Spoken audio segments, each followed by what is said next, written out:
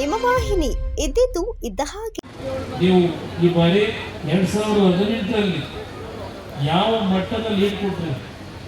50,000 ಕೊಟ್ಟಿದ್ದು, 53,000 ಕೊಟ್ಟಿದ್ದು, 47,000. ನಾನು ಮೊನ್ನೆ ನಿಂತಾಗ ಹತ್ತತ್ರ 49-50,000 ಲೀಡ್ ಕೊಡ್ತಿದ್ದೆ. ಆ ರೀತಿಯ ವಾತಾವರಣದಲ್ಲಿ ಆಶೀರ್ವಾದ ಮಾಡಿ ನನ್ನ ಜವಾಬ್ದಾರಿ ನಿಮ್ಮ ಋಣ ತೀರಿಸ್ಕೊಡ್ತೀನಿ.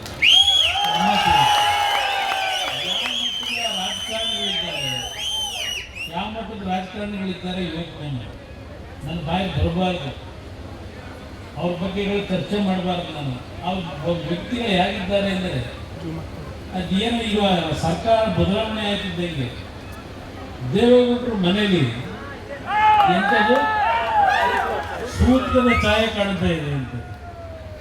ಇಂಥವ್ರನ್ನೆಲ್ಲ ನಾವು ಬೆಳೆಸಿದ್ವು. ಈಗ ಅವ್ರು ಬೇರೆ ದೊಡ್ಡ ಮಟ್ಟದಲ್ಲಿ ಬೆಳೆದು ಗೊತ್ತಿದ್ದಾರೆ, ನಾವು ಸಣ್ಣವರು. ನಾವು ಈ ರೀತಿಯ ಭಾವನೆ ಇರ್ತಕ್ಕಂಥವ್ರ ಬಗ್ಗೆ ತೀರ್ಮಾನ ನೀವು ಮಾಡಿಕೊಳ್ಳಿ. ಅದಕ್ಕಿಂತ ನಾನೇನು ಹೆಚ್ಚಿಗೆ ಹೇಳಲಿಲ್ಲ.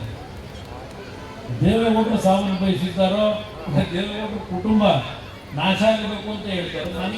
ನಮಗೆ ಯಾವ ಸೂತದ ಛಾಯೆ ಭಾಳ ನೋಡ್ಬಿಟ್ಟಿದ್ದಾರೆ ದೇವೇಗೌಡರು 94 ವರ್ಷದಲ್ಲಿ.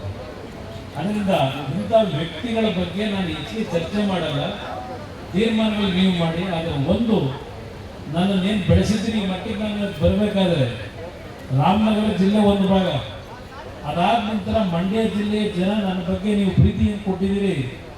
ನಾನು ಮಣ್ಣು ಹೋಗುವವರು ಆ ಋಣದ ತಲೆ ಮೇಲೆ ಇಳ್ತಿದ್ದೀರಿ. ಆ ಋಣ ತೀರಿಸ್ತಕ್ಕಂಥದ್ದು ನನ್ನ ಜೀವನದ ಗುರಿ. ಪರೀಕ್ಷೆ ಮಾಡಿ. ದೇವೇಗೌಡರ ಕೈಯಲ್ಲಿ 70 ವರ್ಷ ರಚನೆ ಮಾಡಿ. ಸುದ್ದಿ 3 ವಾಹಿನಿಯ ಹೆಚ್ಚಿನ ಮಾಹಿತಿಗಾಗಿ ಸಬ್ಸ್ಕ್ರೈಬ್ ಆಗಿ ಹಾಗೂ ಬೆಲ್ ಬಟನ್ ಒತ್ತಿ.